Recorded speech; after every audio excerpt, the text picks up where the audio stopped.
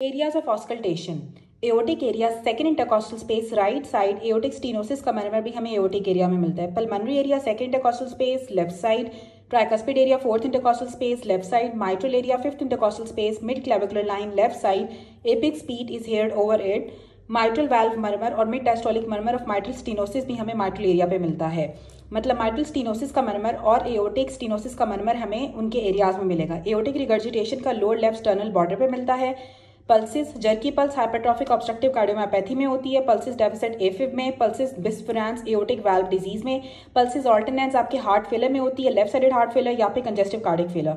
Slow rising pulse या pulses पार्वस इटार्डस aortic stenosis में होती है। Collapsing water hammer pulse aortic regurgitation में, पीडीए में, एक्सरसाइज में, प्रेगनेंसी में, फीवर में, एनीमिया में। पल्सिस पैराडॉक्सिस एस्मा में और कार्डिक टेम्पोनार्ड में मिलती है।